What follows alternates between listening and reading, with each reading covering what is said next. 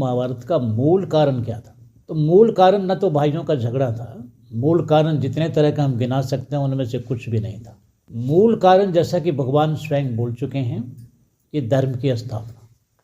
और इसी के साथ ये भी समझना है कि भगवान न तो कौरवों के पक्ष में है, न तो भगवान पांडवों के पक्ष में है। हम जो लोग हैं उसमें 7 लोग अगर पांडवों के साथ खड़े हैं तो 11 लोग दुर्योधन के साथ खड़े हैं।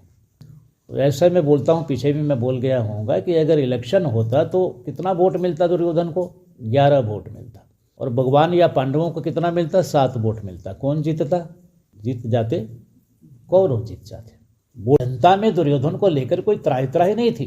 दुर्योधन की जो शासन व्यवस्था थी, दुर्योधन ने जिस तरह से सजाया था और जिस तरह से प्रजा को सुख सुविधा से लैस कर दिया था, दुर्योधन के लिए प्रजा के मन में किसी भी तरह का कोई ऐसा भाव नहीं था, कोई दुर्भाव का भाव नहीं था, कोई इनकलाब जिंदाबाद या कोई मुर्दाबाद के नारे नहीं लग रहे थे। कौरवों और पांडवों के बीच में जो महाभारत हुआ था वो क्या था, और आज जिस महाभारत की बात कर रहे हैं उसका मूल कारण क्या है, इसमें कौन से पात्र हैं, इसमें किस तरह से स्टेज सजेगा, इसमें भगवान की भूमिका कैसी होगी, और हम किस पक्ष में आते हैं? दुर्योधन वाले में आते हैं, हम 11 में जाएंगे, या हम भगवान वाले पक्ष कौरव पांडव पक्ष में 7 वाले में हैं, ये भी समझना है।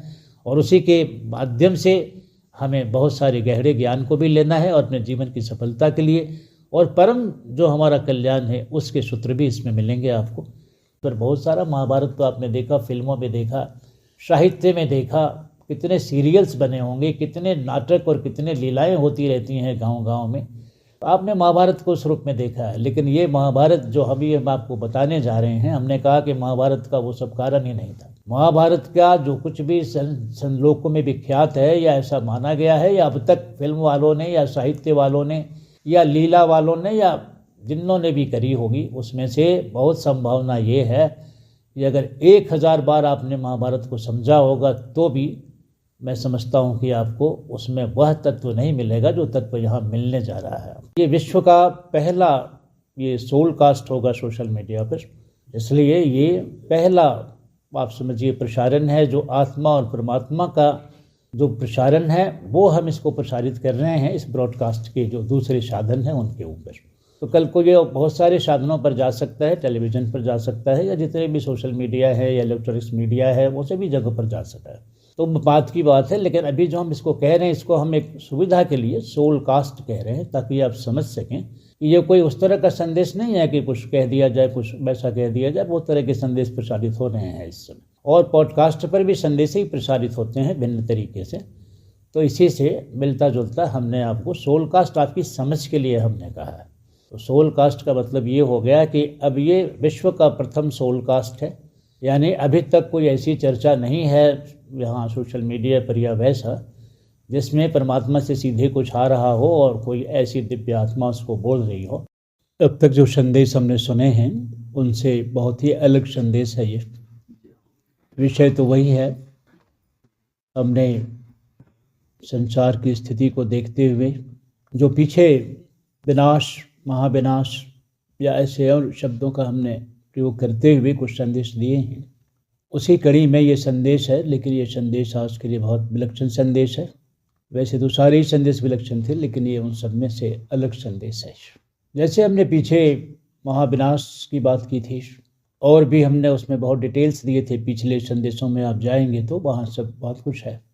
आज आप एक हम नए शब्द का यहाँ पर प्रयोग कर रहे हैं और वो है महाभारत। एक नया शब्द आ रहा है।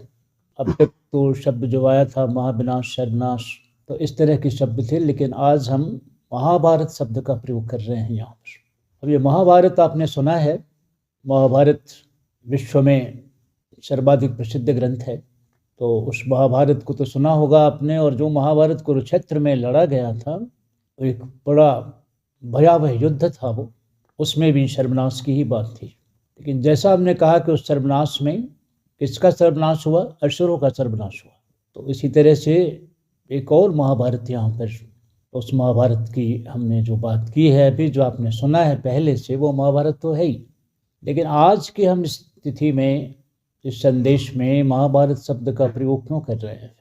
वो इसलिए कर रहे हैं कि एक महाभारत फिर से यहाँ पर दिख रहा है।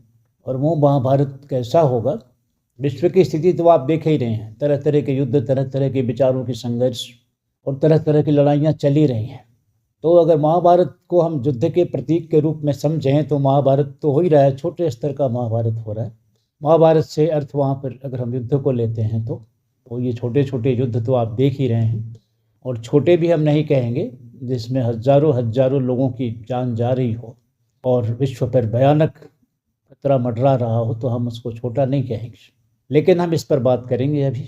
और जैसा कि हम पहले कहते आए हैं कि हम जो भी बोलते हैं वो किसी रिसर्च के ऊपर या किसी इधर उधर की बातों को लेकर या और तरह के जो आकलन किए जाते हैं, इस तरह की वाणी नहीं है ये। हमने कहा ये वाणी सीधे कहाँ से है, तो ये भगवान की तरफ से है। तो जितनी वाणी अभी बोली गई है वो परमात्मा की तरफ से है। मैं एक यंत्र की तरह हूँ, बोलता ही रहा हूँ मैं, तो वही बात फिर से है। हम जो बोल रहे हैं तो पूरी प्रामाणिकता के साथ ये बोल रहे हैं।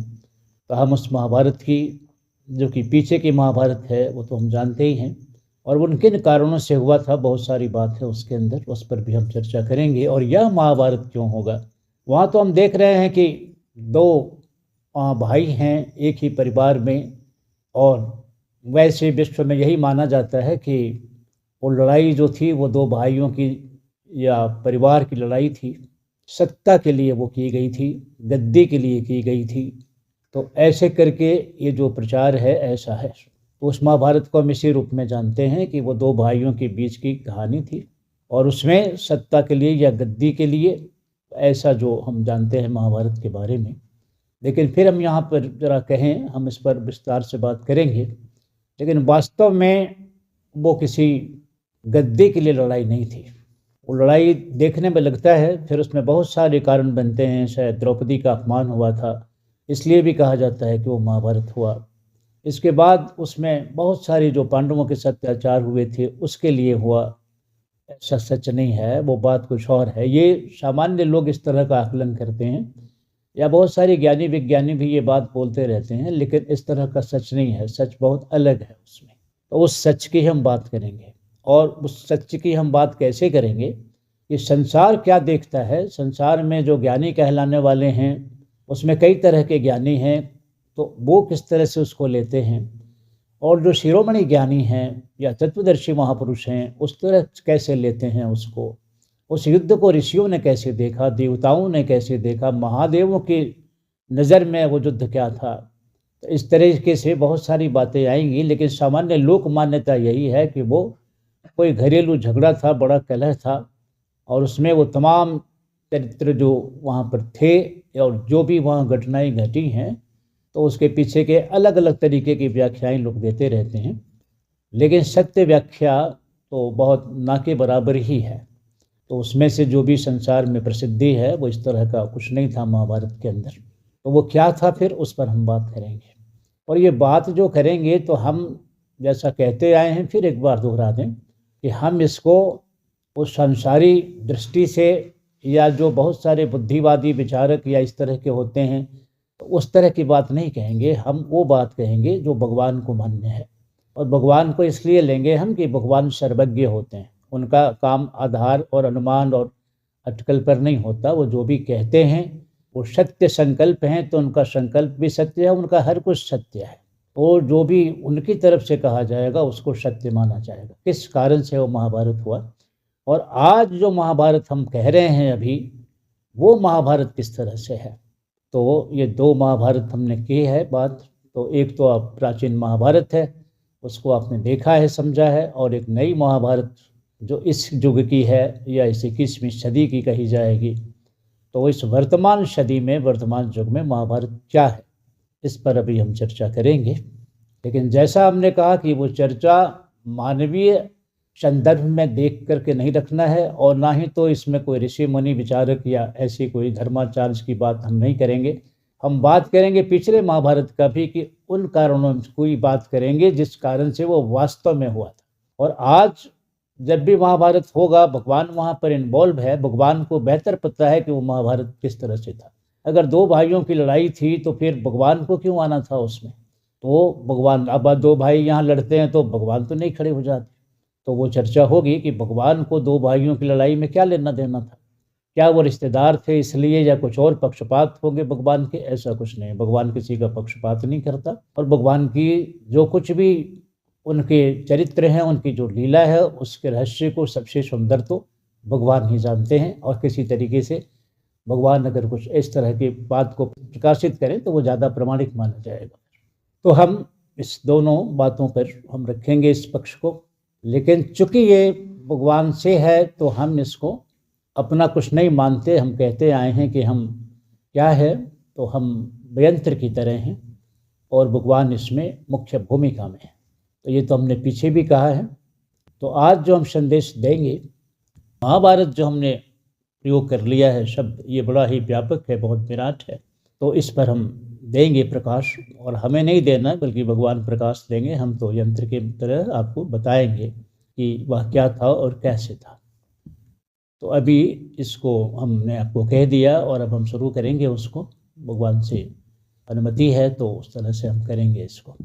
अब क्या है कि इसको हमने, अब जो संदेश हम दे रहे हैं इसको हमने, ये जो माध्यम सब है, जैसे हम तो भगवान के माध्यम हुए, लेकिन अब हम किस माध्यम का उपयोग कर रहे हैं, तो आधुनिक जो माध्यम यहाँ पर हैं सब, जो सोशल मीडिया के प्लेटफॉर्म्स हैं, या और भी अभी जो ये संदेश होगा ये सोशल मीडिया प्लेटफॉर्म्स पर भी जाएगा, तो चाहे वो यूट्यूब पर जाए या अन्य दूसरे प्लेटफॉर्म्स पर जाएगा।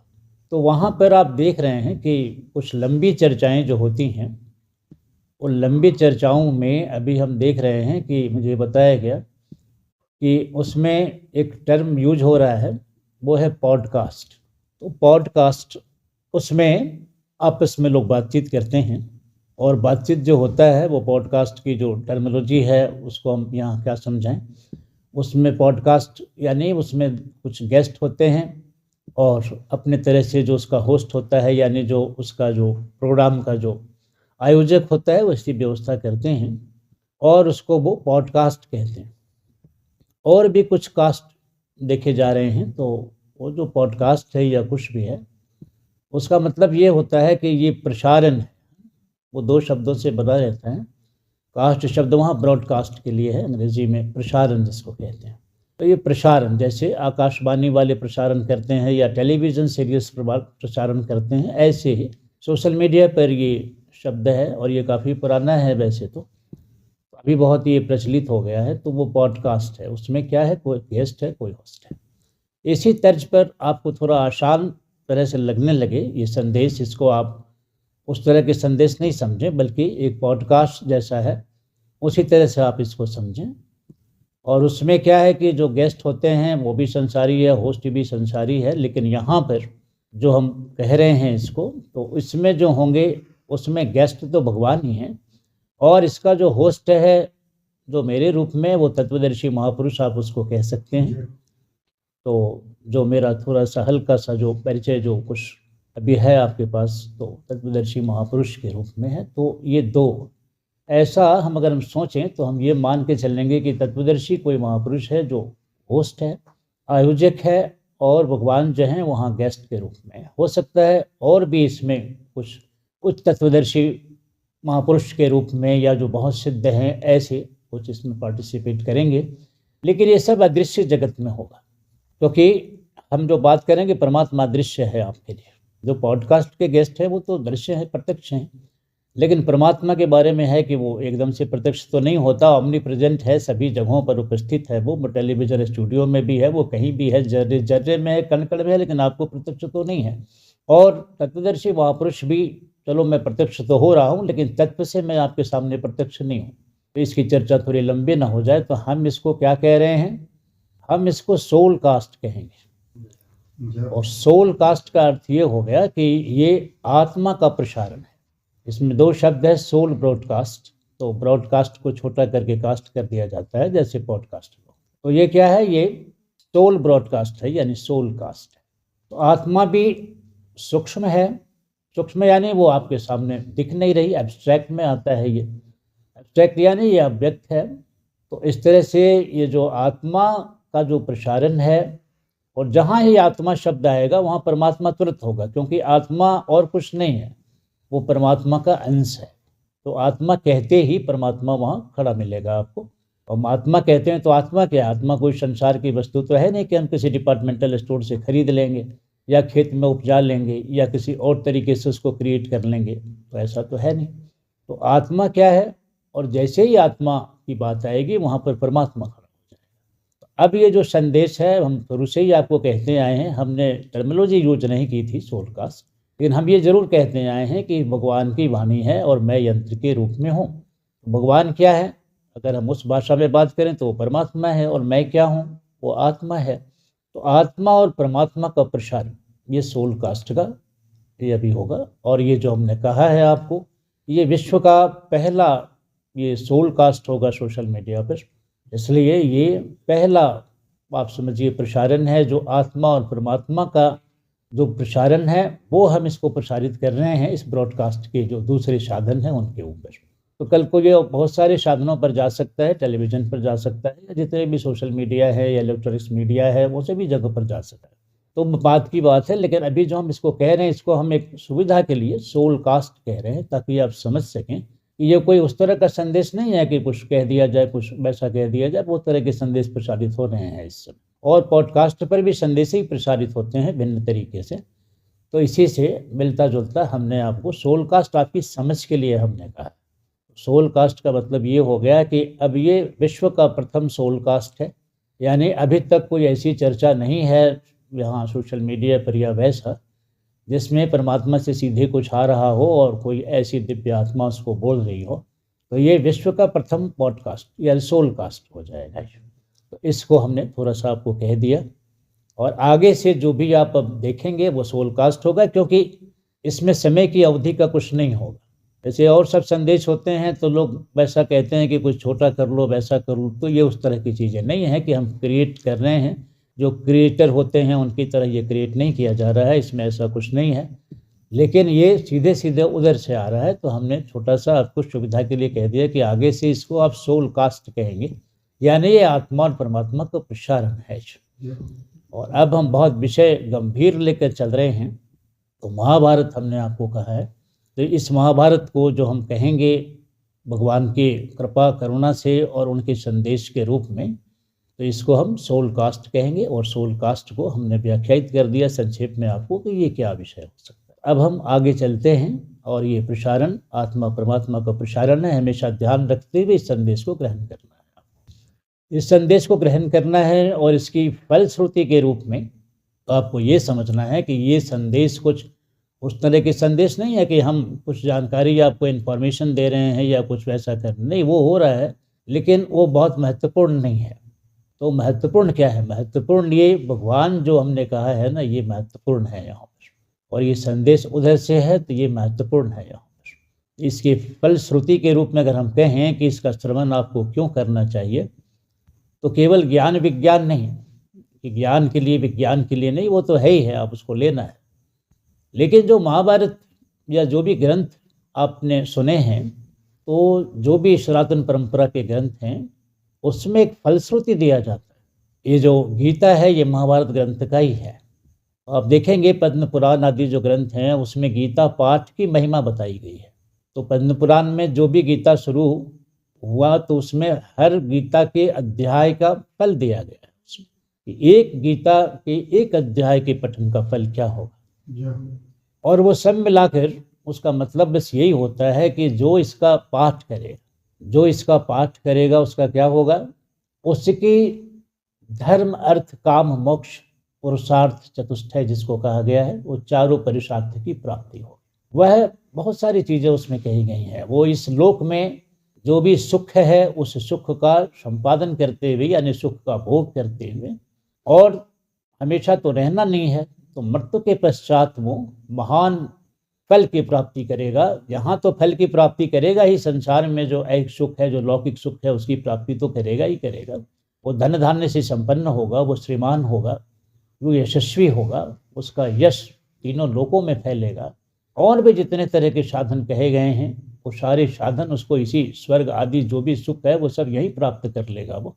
और मृत्यु के पश्चात, शरीर छोड़ने के पश्चात, वो फिर भगवत धाम को प्राप्त करेगा, या जो मोक्ष है उसको प्राप्त करेगा। ऐसी बातें वहाँ कही गई हैं।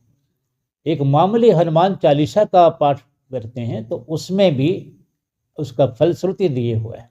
अब वो कहता है कि इसमें जितने तरह की बाधा आपके जीवन से हैं वो सारी बाधाएं, चाहे वो भूत प्रेत की बाधा हो या जिस तरह के भी अष्टसिद्धि नवनिधि के दाता, अष्टसिद्धि और नवनिधि के दाता यानी आठों सिद्धि नवनिधि को प्राप्त कर लेगा वो मामूली एक हनुमान चालीसा के पाठ से। जितने भी तरह के चालीसा के पाठ आप करते हैं उस सब में फल बताया गया है कि इसको करने से आप जो आपका अभिष्ट है, जो आपकी इच्छा है या कोई समस्या है, कोई दुख है, कोई पीड़ा है, उन सभी का शमन हो जाए।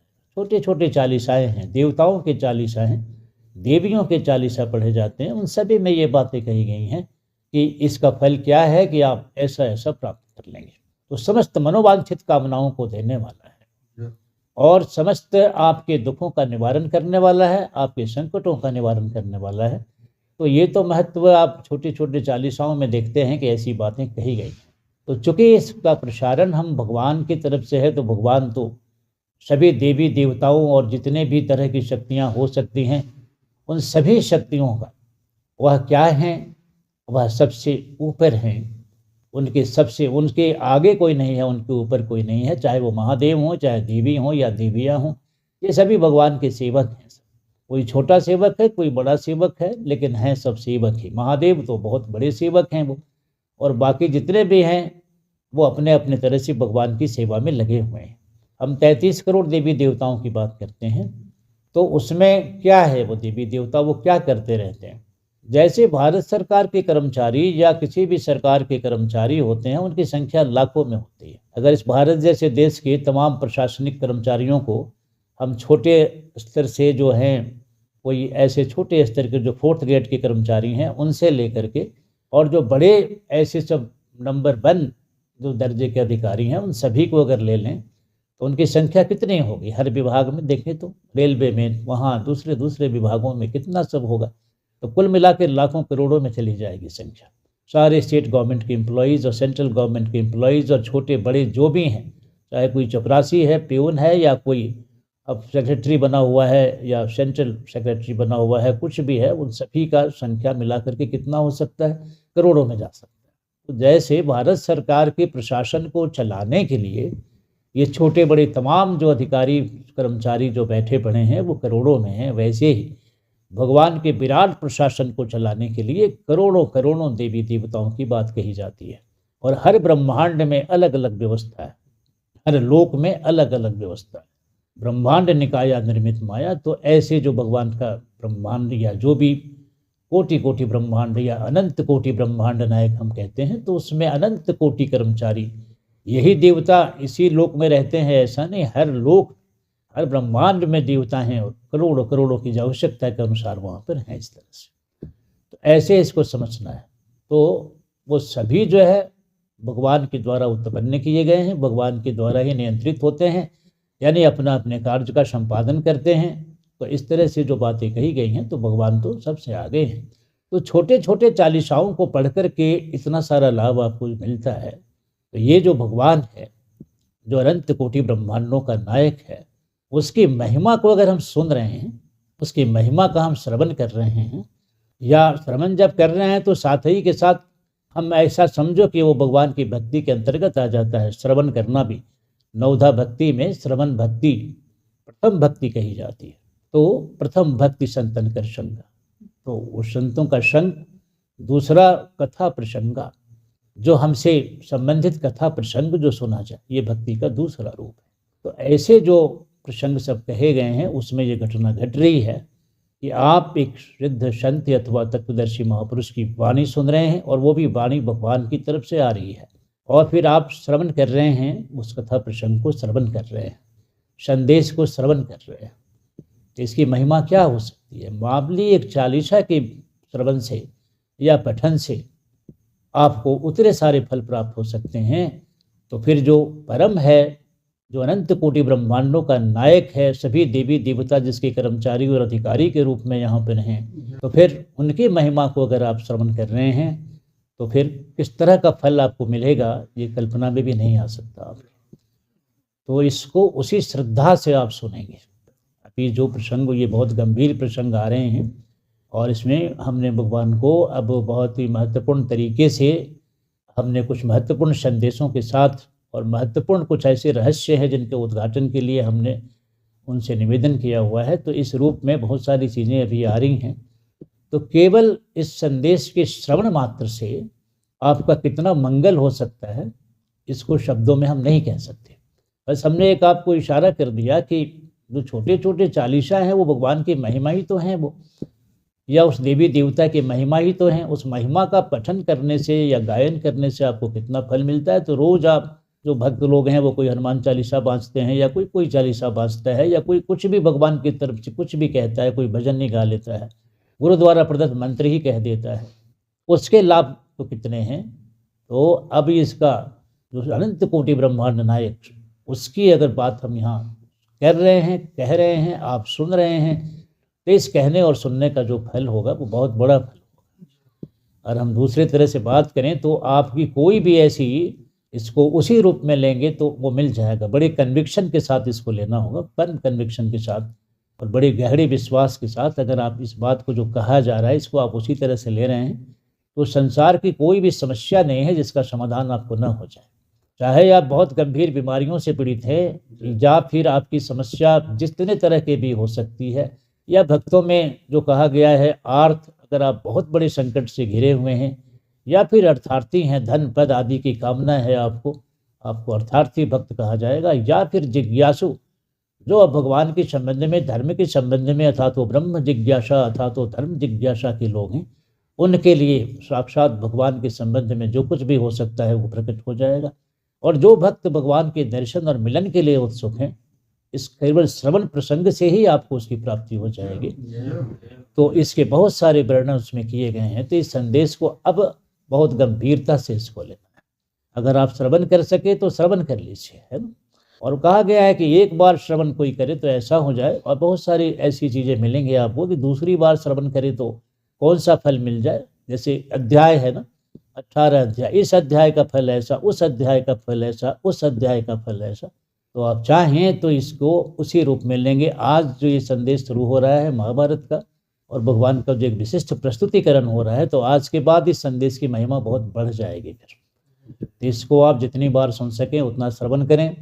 और जैसे हम हनुमान चालीसा लगा देते हैं और बजते रहता है, उससे भी वातावरण सुंदर होता है या उसके भी अपने लाभ होते हैं। तो ये तत्वदर्शी महापुरुष की वाणी और भगवान की वाणी, ये क्या नहीं आपको महिमा दे सकती है आपके अपने निजी जीवन में। इसको तो हनुमान चालीसा की तरह लगा दीजिए, जैसे आप लगा देते हैं उधर लाउड स्पीकर पर या कुछ, वैसे घरों में मांगलिक वातावरण हो जाएगा केवल इसके श्रवण मात्र से। और अगर आप नहीं भी श्रवण कर रहे हैं तो भी इसको बड़ी महिमा से समझना है इसको, तो आपका सारा परिवेश चेंज कर देने की शक्ति है इसके अंदर। हम जितनी भी महिमा कहेंगे बहुत कम पड़ जाए। हमने थोड़ी सी बात आपको कही है, क्योंकि जिस संसार में आप रह रहे हैं उस संसार में समस्याएं हैं, वहाँ दुख है, वहाँ तमाम तरह की चिंताएं हैं, बहुत सारे वहाँ अलग अलग तरह के संघर्ष हैं जिसमें आपको उलझना पड़ता है। बहुत आसान कर दिया भगवान ने। ये तो कहा जरूर कि कर्म करो, लेकिन कर्म जो करो ना वो उसमें सफलता मिल जाएगी ऐसा नहीं।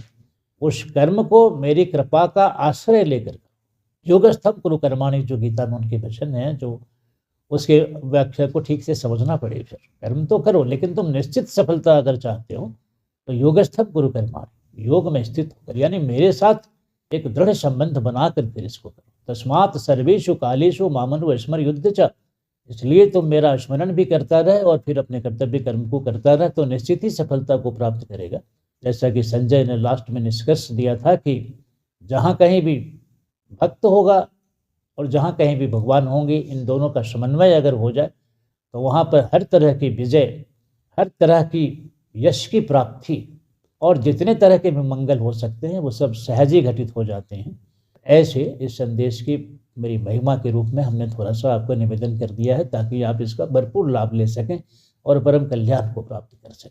तो इतना कहने के बाद हम फिर आपको आगे अब लेकर चल रहे हैं, क्योंकि ये फलश्रुति कहना ज़रूरी है कि जो कुछ भी आप श्रवण करते हैं, जो भी आप कर्म करते हैं, उसके फल की बात जरूर रहती है वहाँ पर।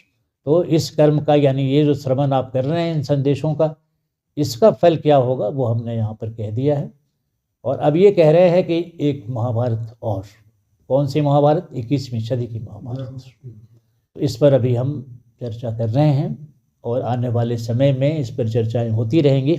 इसका बहुत ही गंभीरता से श्रवण करेंगे आप, क्योंकि आपके जीवन से इसका बहुत महत्व है। फलश्रुति के रूप में तो हमने कह ही दिया, तो वो तो केवल ऐसे मैकेनिकल तरह से भी अगर आप उसको कर देंगे श्रवण, मैकेनिकल यानी कुछ समझ में आए नहीं आए, और ऐसा भी नहीं है कि समझ में नहीं आए, आ जाए तो ठीक, जितना आ जाए उतना ठीक, जो नहीं आ जाए कोई फर्क नहीं पड़ता, उससे आगे आ जाएगा। लेकिन हाँ, अगर हम कर रहे हैं इसका, तो हमने फलश्रुति के रूप में, उसके फल के रूप में आपको कह दिया है कि केवल इस संदेश के श्रवण मात्र से आप कुछ नहीं, बस इस संदेश को आप देखिए। कोई भी अगर आपकी ऐसी चीज़ है जो समस्या के रूप में है, या कोई अगर आपको ऐसी कोई बहुत बड़ी प्राप्ति है, या कुछ ऐसा है जो आपका बहुत ही स्थिर किए हुए है आपको, ऐसी कोई समस्या, तो उन सभी समस्याओं का समाधान आप करें। और इसको कुछ नहीं, आप थोड़े समय तक इस पर ध्यान दें। आप कुछ नहीं, इन संदेशों को थोड़े समय तक, एक संदेश, 2 संदेश या कुछ ऐसा करके देखें और विश्वास के साथ इसको श्रवण करें। मैं समझता हूँ कि कुछ ही समय के श्रवण से हम इस पर कुछ चाहते तो कुछ निश्चित तिथि आपको बता सकते थे, लेकिन कोई नहीं, आप इसको बस ये बोला जा रहा है उसमें भरोसा करके एक बार भी सुनिए, 2 बार भी सुनिए और थोड़ी सी प्रतीक्षा करिए। आप देखिए कि कितने तरह की प्राप्ति आपको हो जाती है। तो ये भी हमने कह दिया है आपको, तो फलश्रुति बताना जरूरी था इसमें, ताकि आपको पूरा लाभ मिले। और ये उस तरह के संदेश नहीं हैं जो सोशल मीडियाज़ पर बहुत सारा, महाभारत तो आपने देखा, फिल्मों में देखा, साहित्य में देखा, कितने सीरियल्स बने होंगे, कितने नाटक और कितने लीलाएं होती रहती हैं गांव-गांव में।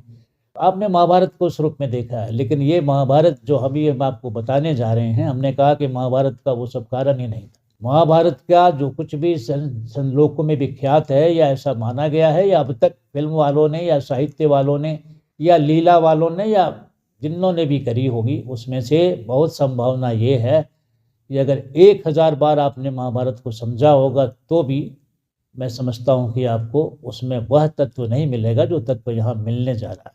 उसके पीछे कारण है। तो फिल्म वाले ने जो बनाया, उनको पैसा कमाना था, उन्होंने अपने तरीके से जो संसार को जचता रुचता है उसके हिसाब से उन्होंने प्लानिंग कर दिया बस। तो वो महाभारत नहीं है। इसी तरह से और भी बहुत तरह के महाभारत के हो सकते हैं, यहाँ तक कि ग्रंथ जो अभी महाभारत के नाम पर है वो सैकड़ों हो सकते हैं, लेकिन किसी भी ग्रंथ में वो महाभारत जो तत्व से है उसको देखना बहुत मुश्किल होगा। और ये हम नहीं कह रहे हैं, महाभारत को जिन्होंने प्रस्तुत किया, जिनका नाम वेदव्यास है, उन्होंने कहा कि इस महाभारत को समझना इतना आसान नहीं होगा। सामान्य तरीके से तो आपको लगेगा कि हम सब समझ गए। हाँ, तो क्या समझे आप? भाइयों की लड़ाई थी। क्या समझे आप? द्रौपदी का चीरहरण हो गया था। क्या हुआ? उसमें धोखा दिया कौरवों ने, या जुए से छल दिया उनको। ऐसे जितने कारण भी आप गिना सकते हैं, उनमें से एक भी कारण महाभारत का नहीं है। तो ये हम नहीं कह रहे, वेदव्यास ने कहा कि इसमें कुछ ऐसी चीज़ें हैं जिसको समझना किसी के लिए भी, बड़े बड़े जो विशेषज्ञ होंगे, आज की भाषा में कहें तो हो सकता है कि उन्होंने अपने ज्ञान विज्ञान के क्षेत्र में नोबेल पुरस्कार प्राप्त किया हो, उनके बस का भी नहीं होगा। ये ऐसा होगा कि ये बड़ों को कंफ्यूज कर देगा, ये भ्रमित कर देगा कि इसमें इतनी सारी बातें हैं। और आज जितने भी महाभारत के लिए आपको है कि नहीं, इस कारण से, उस कारण से, उस कारण से, और फिर आज जो हम महाभारत कर रहे हैं उस कारण को भी। तो हम पुराने महाभारत की चर्चा इसलिए अभी करेंगे, बार बार करेंगे, अभी भी कर रहे हैं उसको, वो इसलिए करेंगे कि जब तक हम पुराने महाभारत को नहीं समझ लेते ठीक से, तब तक हम इस वाले महाभारत को भी नहीं समझ पाएंगे जो अभी होने ही जा रहा है, जिसका आयोजन हो चुका है, जिसके लिए कुरुक्षेत्र सजा हुआ है। लेकिन जब तक हम पुराने महाभारत को हमने अगर लिया है, तो हमें महाभारत को ठीक से समझना होगा। अब आप कहें कि हम समझते हैं, तो आप बिल्कुल नहीं समझते हैं महाभारत को। इसको समझना बिल्कुल ही इतना आसान नहीं होगा। बड़े बड़े वक्ता हो सकते हैं, बड़ी बड़ी पुस्तकें इस पर हैं, बड़े बड़े भाष्य हो सकते हैं, लेकिन मैं दावा से कह सकता हूं कि उसकी संख्या बहुत कम होगी। और जिन महापुरुषों को ये पता होगा, वो फिर उनके अपने ढंग से होंगे, जो आपको लोक में हमें दिखाई नहीं पड़ रहा कि कोई वैसी चीज़ समझ में आई है। पहली बार हम इसको प्रकाशित करने जा रहे हैं भगवान की आज्ञा से, कि वास्तव में महाभारत का कारण क्या था, और आज जो महाभारत सजा हुआ है या होने वाला है उसका कारण क्या होगा। और निश्चित रूप से वही कारण होगा जो पिछले महाभारत का था। तो जब तक हम पिछले महाभारत के कारण को ठीक से नहीं समझ लेंगे, तब तक हम इस महाभारत को भी नहीं समझेंगे, इस संदेश को नहीं समझ पाएंगे। अब देखो वो महाभारत हो गया, सब कुछ संपन्न हो गया, फिर भी महाभारत का मूल कारण क्या था वो किसी को समझ में नहीं है। बहुत थोड़े से लोगों को हो सकता है। इसको व्यास महर्षि ने ही कहा कि ये इतना आसान नहीं होगा। कथा आप समझ लेंगे, बहुत सारी बात आप समझ लेंगे, लेकिन जो वास्तविक है, जो तात्विक है, जो मूल है, उसको समझना मुश्किल है। उसको दो ही लोग समझ पाएंगे। दो लोग कौन समझ पाएंगे? वेद व्यास ने कहा कि एक तो मैं, तो वो तो बहुत स्वाभाविक है, वो तो समझ ही लेंगे, वो तो खुद ही उसको प्रस्तुत ही कर रहे हैं, तो क्यों नहीं समझ लेंगे। उन्होंने कहा कि एक तो मैं समझूंगा और दूसरा गणेश समझेंगे, क्योंकि आपको पता होना चाहिए कि महाभारत का जो लेखक है वो गणेश हैं। जैसे अभी हम कुछ बोल रहे हैं और हमारी इस बात को लिखने लगे कोई, तो उसी को माना जाएगा लिखने वाला। इसका कोई कंपाइल, कोई संग्रह करने लग जाए, संकलन करने लग जाए, तो मैं बोल रहा हूँ और आप उसको लिख रहे हैं, तो इस सारी बात के आप लेखक हो गए। और वो लिख करके छाप दिया जाए, प्रकाशित कर दिया जाए, तो लेखक किसको कहा जाएगा? लेखक का नाम अगर देना होगा तो किसका नाम दिया जाएगा? आपको दिया जाएगा। तो महाभारत इसी तरह से है। व्यास महर्षि ने उसको जो दिया गणेश को लिखने के लिए, तो गणेश उसको लिख रहे हैं, लेकिन गणेश को ही क्यों दिया? क्योंकि गणेश देवताओं में प्रथम पूजित होते हैं। गणेश बुद्धि के देवता, तो ज्ञान विज्ञान के देवता हैं, तो वो देवताओं में पूज्य हैं। ऐसा समझिए कि कोई अगर किसी भी तरह से अगर वो तत्वदर्शी है या कुछ है, तो गणेश उसमें शिरोमणि है, प्रथम है। तो प्रथम पूज्य होने का कारण यही है कि उनके भीतर बहुत बड़ा ज्ञान विज्ञान है। वो हाथी का सिर जो दिखाया जाता है वो सब प्रतीकात्मक है। तो गणेश, उन्होंने कहा कि बस दो ही लोग समझ पाएंगे, या तो मैं स्वयं या फिर गणेश, इसके बाद तीसरे का नहीं है, इसके अंदर तीसरा कोई नहीं समझेगा। तो अब यहाँ प्रश्न ये है कि अब गणेश समझेंगे, और गणेश से अब हमारा तो कोई साक्षात्कार है नहीं। आम लोग या कोई भी लोग गणेश को साक्षात्कार कर लेना इतना आसान तो है नहीं, तो फिर कैसे उनसे हम सुने? और व्यास महर्षि आज हैं नहीं, जब थे तो जरूर बता देते, हम पहुँच जाते व्यास महर्षि के पास, लेकिन अब वो हैं नहीं। और कहते हैं कि व्यास महर्षि हैं, आज भी हैं, तो आज भी तो है, लेकिन उनका भी तो साक्षात्कार नहीं होता। गणेश जी भी आज हैं, तो उनका साक्षात्कार भी नहीं होता।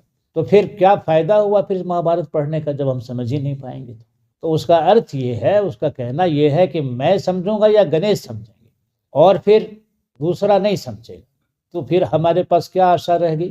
वो कहना उनको ये है कि जो हमारी चेतना में चला जाएगा, व्यास चेतना में जो चला जाएगा वो व्यास ही माना जाएगा, और गणेश चेतना में चला जाएगा वो गणेश ही माना जाएगा। तो गणेश की भक्ति करने वाले या महर्षि वेदव्यास की भक्ति करने वाले, और महर्षि वेदव्यास क्या हैं? भगवान के अवतार ही हैं। 24 अवतारों में से एक अवतार कौन है? वेदव्यास भगवान के 24 अवतारों में से एक अवतार हैं। फिर तो कहने का अर्थ कि जो भगवान का शुद्ध भक्त होगा, निश्चित ही वो वेदव्यास का भी शुद्ध भक्त होगा, क्योंकि भगवान ही तो हैं वो। और इसीलिए हम व्यास पूर्णिमा जो गुरु पूर्णिमा के रूप में मनाए जाते हैं, तो सभी गुरु गुरु नहीं हो जाएंगे। जो गुरु की बात, व्यास तत्वदर्शी हैं। व्यास क्या है? तत्वदर्शी है। भगवान कृष्ण क्या है? तत्वदर्शी हैं, भगवान ही है। व्यास भगवान ही है। इसीलिए गुरु साक्षात परब्रह्म जब कहा जाता है तो वो व्यास महर्षि ही है, फिर तो साक्षात परब्रह्म ही है। इस तरह से वो जो गुरु, लेकिन गुरु क्या? तत्वदर्शी। कृष्ण ने, भगवान ने वहाँ अर्जुन को समझाते हुए कहा था कि सभी गुरु नहीं, गुरु अनेक तरह के हो सकते हैं, लेकिन तुम्हें वास्तविक तत्व का ज्ञान किससे होगा? तद्विद्धि प्रणिपातेन परिप्रश्नेन सेवया उपदेक्षन्ति ते ज्ञानम ज्ञानिनस् तत्वदर्शिनः। वो ज्ञानी गुरु तो होता ही होता है, लेकिन ज्ञानी उस गुरु को वो कह रहे हैं जो तत्व का दर्शन किया हो। तो तत्व का दर्शन जिसने किया है उसकी तलाश करो। तो व्यास महर्षि क्या है? तत्वदर्शी है। और फिर भगवान तो तत्वदर्शी हैं ही। तो ऐसे करके जो तत्व का दृष्टा हो सकता है वो तत्वदर्शी महापुरुष, वो गणेश ही है, क्योंकि गणेश भी तत्व को देख रहे हैं, व्यास महर्षि भी तत्व को देख रहे हैं, तो इसलिए वो दोनों जो है तत्वदर्शी हैं।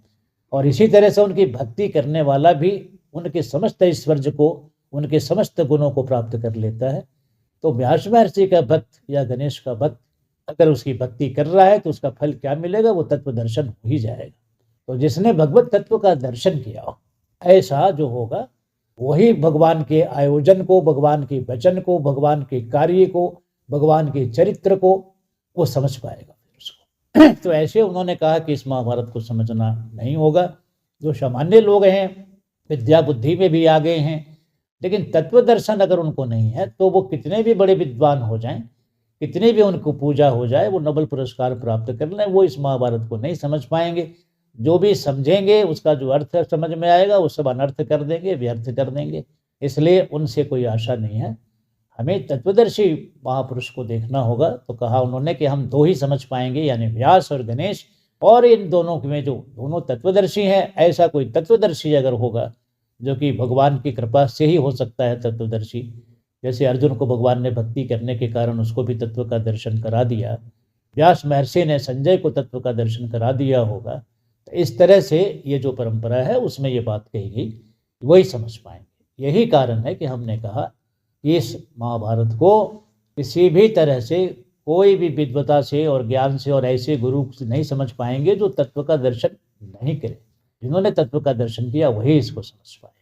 तो आज जो हम बोल रहे हैं उसी अथॉरिटी में बोल रहे हैं। तत्व दर्शन भगवान की कृपा से है, उनके चरणों के चिंतन से है। उनके लिए जो हमने, जो भी हमारा अपना जो तात्विक मन में है हमारा उनके साथ, उसका ये प्रभाव है कि हम देख पा रहे हैं, उनकी कृपा से ही देख पा रहे हैं। और कोई भी देख पाए, अगर आप गुरु द्वारा, तत्वदर्शी महापुरुष द्वारा बताए गए विधान को आप फॉलो करेंगे तो आप भी भगवान को देखेंगे। तो अभी तो आप श्रवण करें, और अभी श्रवण करके इस संदेश को आप ग्रहण करें। और मैं समझता हूँ कि मैंने इसका लाभ तो बताया ही आपको। बाकी अभी और जो आगे ज्ञान विज्ञान से संबंधित बात है वो अभी आपको सामने आता चला जाएगा।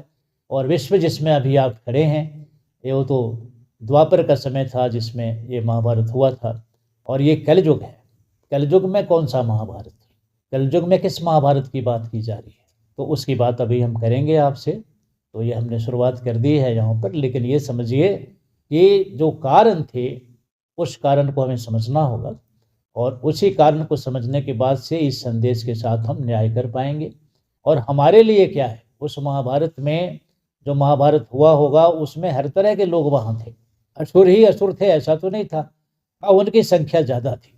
धर्मों की जो ग्लानि हुई थी वो बहुत ज़्यादा थी। तो धर्म की ग्लानि, तरह तरह के धर्म होते हैं, तो इसलिए सब तरह के धर्म की ग्लानि हो गई थी वहाँ। और एक जो मूल धर्म है उसकी तो ग्लानि हो ही गई थी। और मूल ही जब सूख जाएगा, मूल ही नष्ट हो जाएगा, तो वृक्ष कहाँ रहेगा, शाखा प्रशाखाएँ कहाँ रहेंगी।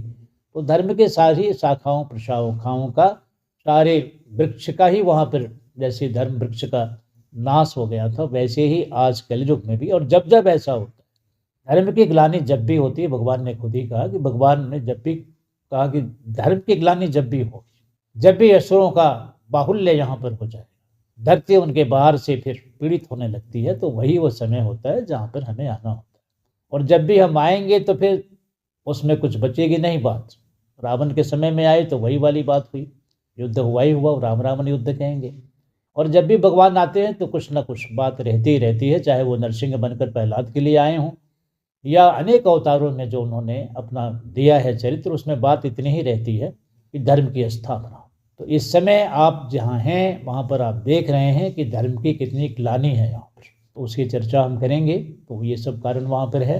तो एक महाभारत और उस महाभारत की पूरी एक तरह से जो भी रचना होनी थी वो हुई पड़ी है।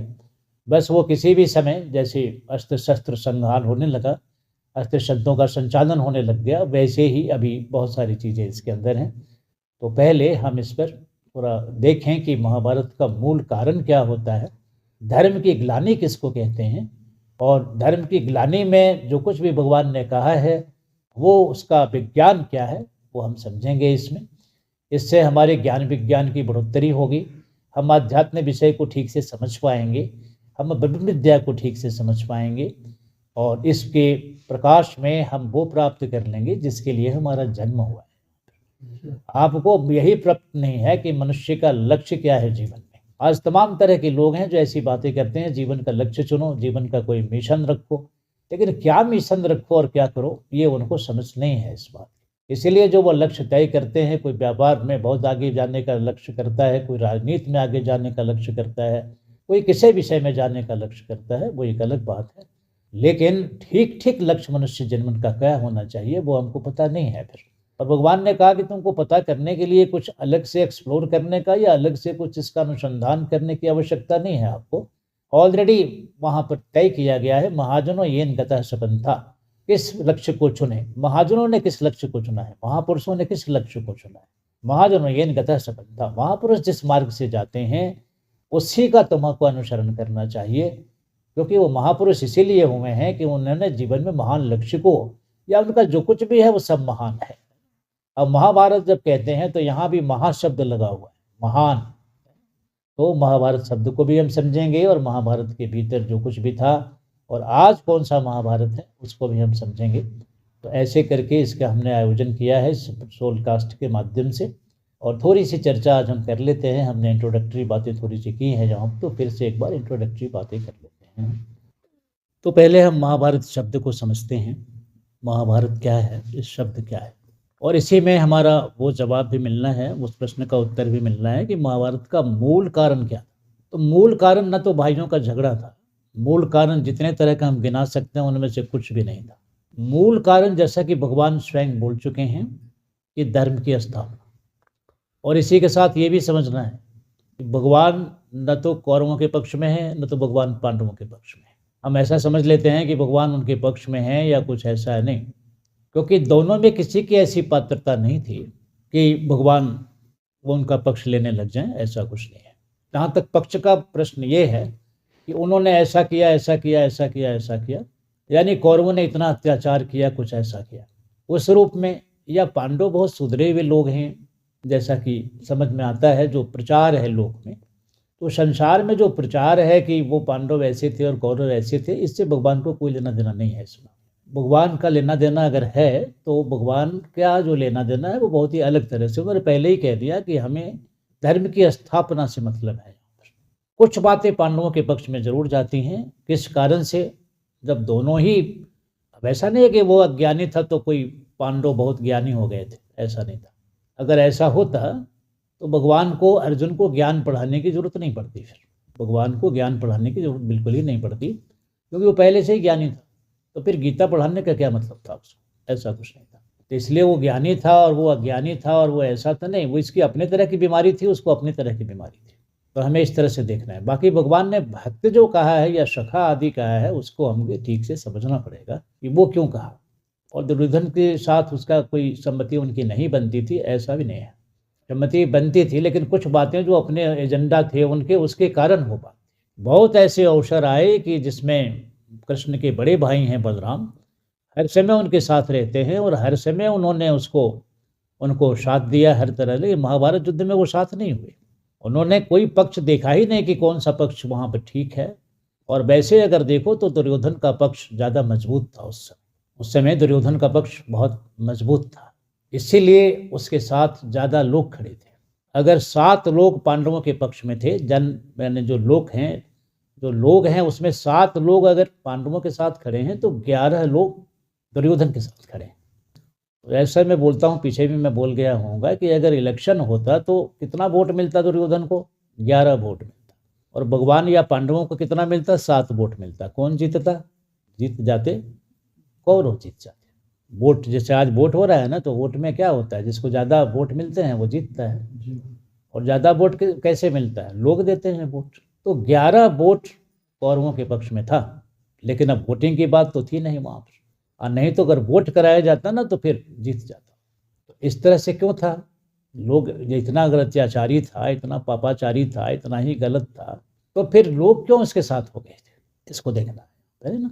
और पांडव माइनॉरिटी में कैसे आ गए थे, अगर भगवान नहीं होते तो पांडवों को कोई पूछने वाला नहीं था, फिर भगवान नहीं होते तो पांडवों को कोई पूछता भी नहीं।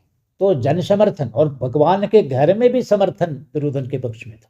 वो इस तरह से था कि बलराम वो दुर्योधन के साथ थे, कृष्ण के बड़े भाई हैं लेकिन दुर्योधन के साथ है। जब हुआ कि युद्ध हो रहा है, तो जब देखा इन्होंने कि कृष्ण मानेंगे नहीं, ये किसी एक पक्ष का साथ देने जा रहे हैं, तो उनको अच्छा नहीं लगा। उनको लगा कि ये कृष्ण ठीक नहीं कर रहे हैं, इनको ऐसा नहीं करना चाहिए।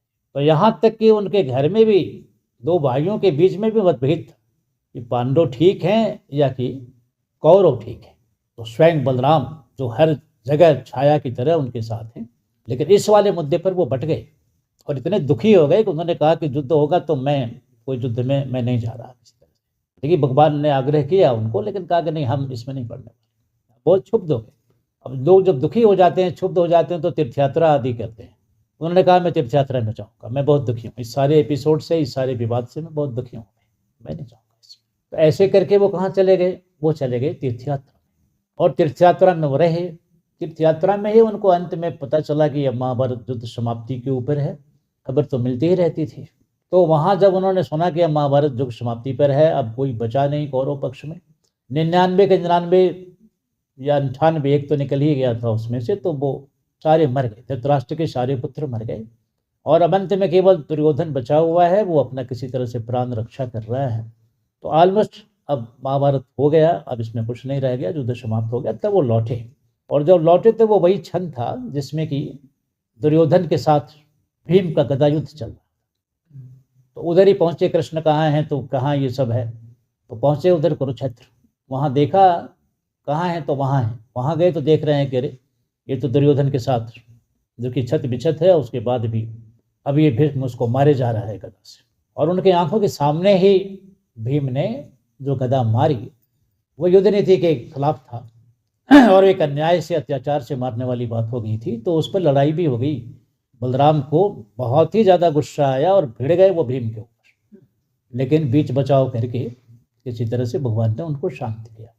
तो देखना हमको ये है कि अगर इतना ही सुंदर सब कुछ था तो क्यों जनता दुर्योधन के साथ थी। इस पर हम विस्तार से बात करेंगे, और बात इसलिए करेंगे, हमें उस महाभारत को समझना होगा। नहीं समझेंगे तो हम आज की महाभारत को नहीं समझ पाएंगे और हम अपनी भूमिका को नहीं देख पाएंगे कि हमें कहाँ रहना है। देखिए उस समय जो महाभारत हुई थी उसमें दो पक्ष तो थे ही थे। अब भले ही मेजॉरिटी दुर्योधन के साथ थी, वो एक अलग बात है, लेकिन लोग तो पक्ष विपक्ष में हो ही गए थे। और कुरुक्षेत्र में सेना के हिसाब से जो हम गिन रहे हैं ना, 18 14 सेना, उसके हिसाब से ये गणना कही जा रही है कि वो 11 उधर थे तो 7 इधर थे। यही हाल जनता में था। जनता में दुर्योधन को लेकर कोई त्राही त्राही नहीं थी। दुर्योधन की जो शासन व्यवस्था थी, दुर्योधन ने जिस तरह से सजाया था और जिस तरह से प्रजा को सुख सुविधा से लैस कर दिया था, दुर्योधन के लिए प्रजा के मन में किसी भी तरह का कोई ऐसा भाव नहीं था, कोई दुर्भाव का भाव नहीं था, कोई इनकलाब जिंदाबाद या कोई मुर्दाबाद के नारे नहीं लग रहे थे उसके, बल्कि वो भी सन्न थे। लेकिन हाँ, ये जरूर था कि 7 लोग है ना, तो धीरे धीरे वो भगवान के आने से, भगवान के प्रभाव से, और कुछ गहरी चीज़ें और भी थी जिसकी हम चर्चा करेंगे, तो ये 6-7 लोग भी दिखाई पड़ रहे हैं यहाँ पर। तो प्रजा भी बटी हुई थी। प्रजा में कोई बहुत बड़ी बात नहीं थी कि पांडवों को लेकर के नहीं, इनके साथ बहुत अन्याय हो गया है और बहुत कुछ ऐसा हो गया, और प्रजा दुखी भी नहीं थी। प्रजा इतनी संपन्न थी, दुर्योधन की प्रजा इतनी संपन्न थी कि कोई भी प्रजा का आदमी उसको कुछ ऐसा नहीं कह रहा था कि इसको हट जाना चाहिए या कुछ कह जाना चाहिए। तो जैसा हम महाभारत जानते हैं, समझते हैं, उसमें ये सब बात समझ में आती है। लेकिन इसीलिए व्यास ने कहा था कि ये समझना इतना आसान नहीं होगा, लोग कुछ का कुछ समझ लेंगे। तो आज भी हम समझ जो महाभारत के लिए रखते हैं वो अभी हमारे को ठीक से पता नहीं है। वो मोटा मोटा बात समझा दिया जाता है कि वो असुर था, ऐसा था। नहीं, असुर तो था ही, लेकिन हमें असुरों को भी ठीक से समझना होगा। ये पूरी बात जब हम समझेंगे तब हम अपने जीवन के साथ भी न्याय कर पाएंगे। हम ठीक ठीक स्वयं को ही नहीं जानते, हम दूसरों चीज़ों के पीछे भागते रहते हैं। यह जान ले, वह जान ले, वह पढ़ ले, वह कर ले। अरे तुम पहले खुद को जानो। तो हमें अपने को जानने में, यानी हमारे जीवन के लक्ष्य क्या हैं या हम कौन हैं, मनुष्य के रूप में हम कौन हैं, क्या जो हमारा नाम गांव है यही सब है या कुछ और भी है। तो ये सब पढ़ाई तो है नहीं हमारे पास। हम तो पूरे के पूरे अभी ऐसे ही हैं, बस माया जिसको कहते हैं उसमें प्रभाव में हम आकर घूम रहे हैं इसके अंदर। तो हमें इन सभी बातों को ठीक से समझना हो। तो भगवान का कोई पक्ष ऐसा नहीं था कि भगवान, अब अगर मान लो बलराम अगर नाराज हैं तो बलराम तो ऐसे नहीं हैं कि वो कोई दुष्ट हैं या कोई राक्षस हैं, भगवान के भाई हैं। तात्विक दृष्टि से अगर देखोगे तो वो शेषा अवतार हैं, जो कि भगवान के भक्तों में, मैंने भगवान जिनके प्राण ही होते हैं, ये वही शेषा अवतार हैं जो रामावतार में लक्ष्मण बने हुए थे और अब बड़े भाई के रूप में इस अवतार में आए हैं। तो लक्ष्मण की भक्ति तो आप देख ही रहे हैं। तो बलराम की भक्ति कोई कम हो गई थी ऐसा तो नहीं था, और बड़ा ही हुआ था। तो फिर ऐसा कौन सा कारण था जो भगवान से असहमत हो गए और फिर वो तीर्थ यात्रा में चले गए। कायदे से हर युद्ध में हर बार छाया की तरह आप रहते हैं, और अब इस जब ऐसे गहरे महाभारत का आयोजन हो रहा है और इतना बड़ा यहाँ पर संकट और इतना बड़ा महायुद्ध लड़ा जा रहा है और आप चले गए भगवान को छोड़कर। तो क्यों छोड़कर चले गए? वो एक तरह का वहाँ पर, तो मैं ये कहना चाह रहा था कि दुर्योधन के प्रति जो हमारा दृष्टिकोण है वो इस तरह से नहीं है। तो भगवान अरे पांडवों में कोई स्पेसिफिसिटी देखा नहीं, उन्होंने कोई स्पेसिफिसिटी ऐसा देखा नहीं, कोई बलराम ने चाहे प्रजा ने भी, कि कोई ऐसी बड़ी बात है। अब इसको अब जब हम समझेंगे तो महाभारत को और तरह से समझना होगा, और हमें व्यास महर्षि की दृष्टि से समझना होगा, हमें गणेश चेतना में आकर इसको समझना होगा। और अब जो कह रहे हैं आपसे वो गणेश चेतना वाले कह रहे हैं, तब जब आपको समझ में आएगा। और अब तक जो महाभारत ग्रंथ के रूप में आपने पढ़ा है, या जो कुछ भी आपने सुना है, या जो कुछ भी ऐसा रहा है, तो उसमें आपको बात समझ में आएगी नहीं फिर। तो इसी तरह से अभी जो हम महाभारत की बात करेंगे वो भी इसी चीज़ों से समझना होगा, क्योंकि ये भी उसी तरह की बात है। महाभारत जब भी होगा तो उसका अपना एक भूमिका होता है, तो जब भी कोई भगवान का अवतार होगा तो उसकी एक भूमिका होती है, तो उसी भूमिका के प्रकाश में हमें बातों को समझना पड़े फिर। तो इस तरह से अब जिस महाभारत की बात हम करने जा रहे हैं, एक बार फिर से जो स्थिति बनी है उसको हमें बहुत बारीकी से समझना होगा, लेकिन उसको समझने से पहले हमें उस महाभारत को समझ लेना होगा जिस महाभारत की चर्चा पहले से हमारे पास है। तब जाकर हम इस महाभारत को भी ढंग से समझ पाएंगे, और फिर हमारे लिए मैंने जैसा कहा उसकी क्या भूमिका है उसको हम समझ पाएंगे, और हम अपना व्यवहार उसी तरह से करेंगे। तो ऐसे करके हम अपने जीवन को भी धन्य कर पाएंगे इस छोटे से समय में।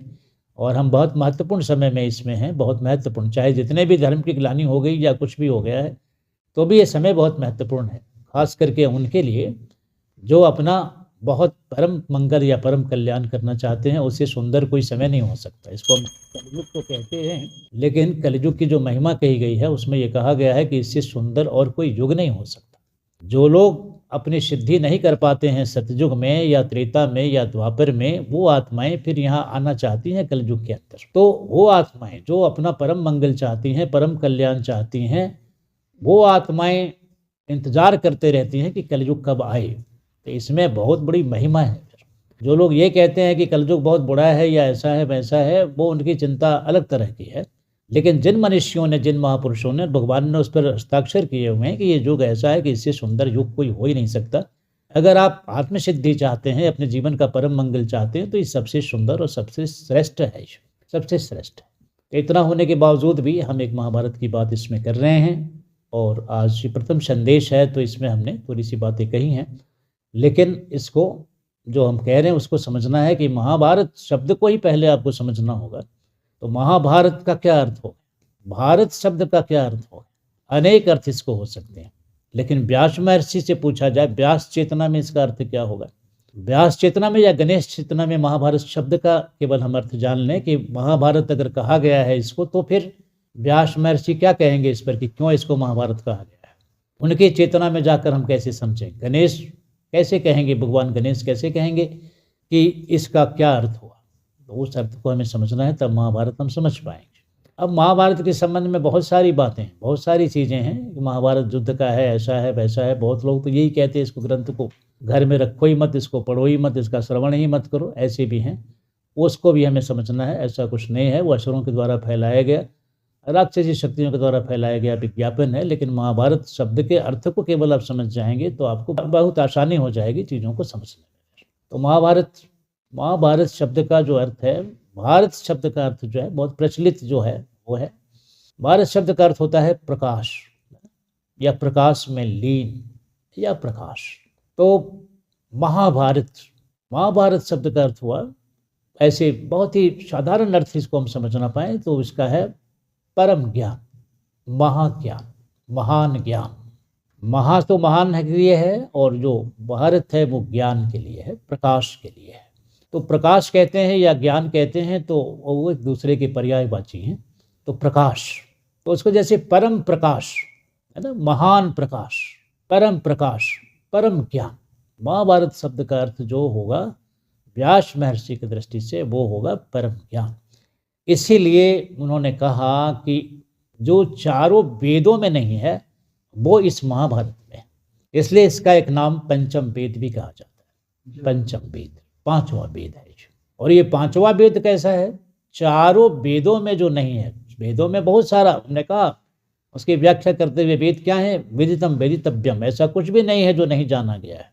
लेकिन फिर भी महाभारत को उन्होंने कहा कि ये वेद है और ये पांचवा वेद है, कुछ चीज़ें हो सकती हैं जो कि चारों वेदों में छूट गई हों, रह गई हों, लेकिन पांचवा वेद जब हम कह रहे हैं इसको, तो अब इसमें कुछ बच नहीं रहा। फिर इसमें कुछ भी ऐसा नहीं है, जो जितना भी ज्ञान संसार में है वो सारा ज्ञान वो सब इसी का हो, चाहे वो कोई भी ज्ञान। आज का जो भी देश आप देख रहे हैं, चाहे इंग्लैंड की अर्थनीति चल रही हो या अमेरिका की अर्थनीति या सुपर पावर्स या जो भी हैं, उनको वो कह रहे हैं कि सब यहाँ का जूठन है ना, सब यहीं का है, जो यहाँ नहीं वो कहीं नहीं। महाभारत में व्यास महर्षि ने कहा कि जो इसमें नहीं मिलेगा वो आपको संसार में कहीं भी नहीं मिलेगा। फिर तो जो वेदों में भी छूट गया होगा, जो उपनिषदों में भी छूट गया होगा, जो अन्य ग्रंथों में छूट गया होगा, या जो भी ज्ञान के दूसरे स्रोत हैं वो सब छूट गए होंगे, वो इसमें उसको शामिल कर लिया गया है।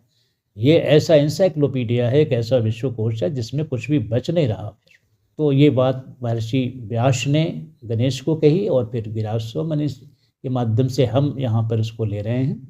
तो गणेश चेतना में जो बातें हो सकती हैं, व्यास चेतना में जो बातें हो सकती हैं, उसके आधार पर हम इस बात को कहने जा रहे हैं और सीधे सीधे स्रोत से हम कह रहे हैं। जब हम कह रहे हैं तो फिर इसमें व्यास महर्षि भी शामिल हैं, जैसा कि हमने चर्चा के प्रारंभ में कहा कि पॉडकास्ट जो होते हैं तो और भी होते हैं, तो यहाँ व्यास महर्षि भी बैठे पड़े हैं और जहाँ ज़रूरत होगा हम गेस्ट के रूप में, स्पेशल गेस्ट के रूप में गणेश महाराज को भी यहाँ पर रख रहे हैं, और भगवान तो है ही है मुख्य, यहाँ मुख्य वक्ता के रूप में। तो इस तरह से हम इस सोलकास्ट को प्रसारित करेंगे और इसमें बहुत गहरी गहरी बातें आएंगी। आज प्रथम संदेश था तो हमने थोड़ी सी परिचयात्मक बातें की हैं इसके अंदर। तो एक महाभारत का आपने सुना है और दूसरा महाभारत का स्टेज सज गया है यहाँ पर, उसके बारे में हम बात करेंगे।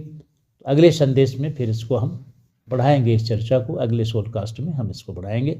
आप इसको बहुत गंभीरता से लेना है इसको। आप एक भी इसमें संदेश ऐसा नहीं होगा इस सीरीज का, इस कड़ी का, जो स्किप करने जैसा होगा। तो आप अगर वास्तव में अपने जीवन को लेकर गंभीर हैं, अपने जीवन की समस्याओं को लेकर गंभीर हैं, जैसे जितने भी संकट हो सकते हैं या कुछ भी, देखो इसलिए कहना पड़ रहा है कि अगर जीवन है तो संघर्ष होगा, जीवन है तो समस्याएं होंगी, क्योंकि इसका स्वरूप ही ऐसा है। सागर होगा तो उसमें लहरें होंगी ही होंगी। ये मत पूछो कि सागर में लहरें क्यों हैं, नहीं, वो सागर का अपना स्वभाव है, उसमें लहर के बिना सागर हो ही नहीं सकता। उसी तरह से इस मृतलोक में ऐसा हो ही नहीं सकता कि कोई भी मनुष्य बिना समस्या के रह जाए। मरना सबको है, यही तो समस्या है। अब रोग है तो वो समस्या है, तरह तरह के रोग हैं फिर, है ना। तो ये सब होगा ही होगा। आज इतना विकास हो गया, जाने क्या क्या हो गया, लेकिन फिर भी विश्व में आप देख लें 90% से अधिक, चाहे वो सुपर पावर के कंट्री के लोग क्यों ना हो, एंग्जाइटी से गुजर रहे हैं, टेंशन स्ट्रेस से गुजर रहे हैं।